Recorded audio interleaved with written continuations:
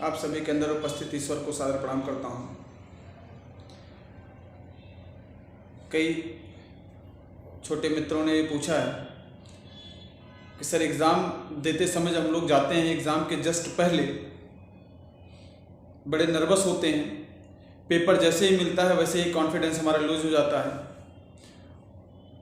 और जो क्वेश्चंस आते रहते हैं, जो प्रश्न हमसे पूछे गए होते हैं, वो भी हमसे गलती हो जाती है और उसका आंसर हम गलत दे देते हैं। क्या करना चाहिए इसके लिए? तो जब आपका एग्ज़ाम आता है तो एग्ज़ाम केवल आपकी राइटिंग का ही नहीं होता, उसके पहले आपको लड़ना पड़ता है डर से। पिछले वीडियोस में मैंने बात की थी कि डरना जरूरी है, उस डर से आपको जीतना है। जब आपको पेपर मिलता है उसके जस्ट 5-10 मिनट पहले जब आप एग्जामिनेशन हॉल में बैठे होते हैं तो आपके अंदर बहुत सारे क्वेश्चंस, बहुत सारी चीज़ें चलती रहती हैं।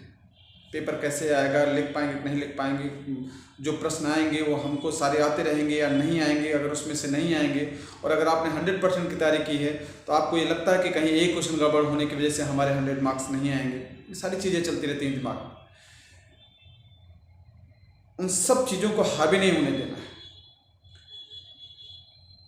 जैसे ही आपके हाथ में पेपर आता है वैसे ही आपको इस बात का जरूर ध्यान देना है कि ना तो आपको कॉन्फिडेंस में कमी लानी है और ना ही उसको ओवर होने देना है। वही मेंटेन कॉन्फिडेंस जो होता है वही आपका एग्जामिनेशन में सबसे अच्छा साथी होता है। अगर वो ओवर हो गया तब भी खतरनाक होगा, कम होगा तब भी खतरनाक होगा, तो उसको मेंटेन किए रहिए।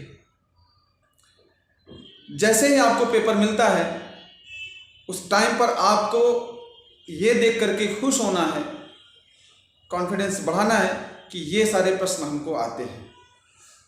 जो नहीं आ रहे हैं उनको नेगेटिव लेकर के आप आने वाले प्रश्नों को लेकर के आप डिस्टर्ब नहीं होंगे।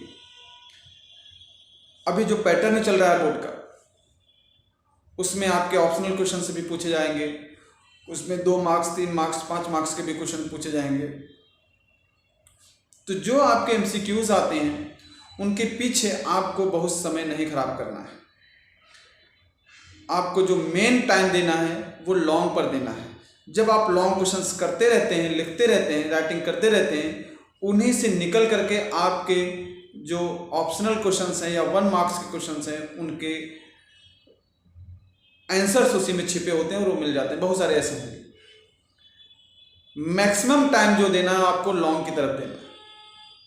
ऐसा नहीं कि 1 मार्क्स के क्वेश्चन नहीं करने हैं या उनको इग्नोर करना है, लेकिन उनको आप फर्स्ट पेज पर लिख करके नंबरिंग कर करके उनको छोड़ देंगे। उनका जो मेन आपको आता है, जो अच्छे से आता है, जिसका सलूशन आपको पता है, वो आप तुरंत लिख देंगे। अदरवाइज आप स्किप करके आगे बढ़ जाएंगे। फिर आप 2 मार्क्स, 3 मार्क्स के क्वेश्चंस करते जाएंगे।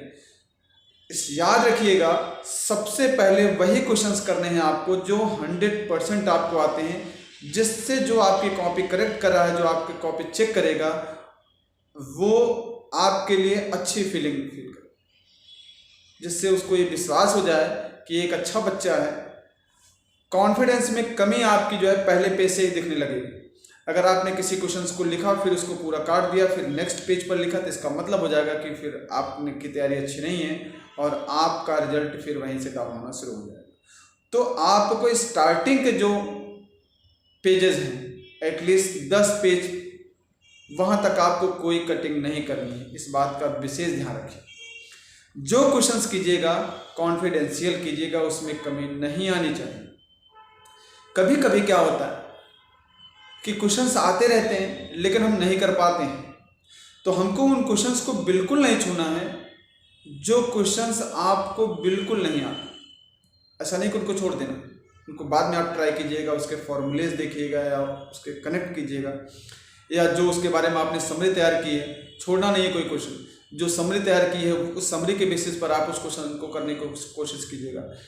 लेकिन स्टार्टिंग के जो क्वेश्चंस होंगे एकदम नपे तुले आंसर देंगे और व्यवस्थित देंगे, राइटिंग पर विशेष ध्यान देंगे, राइटिंग के लिए आप प्रैक्टिस अभी से करना स्टार्ट कर दीजिए। जो मैंने आपको बताया था कि 3 डेज 2 डेज में आपको ब्रेक करना है, 3 डेज में आपको प्रिपेयर करना है।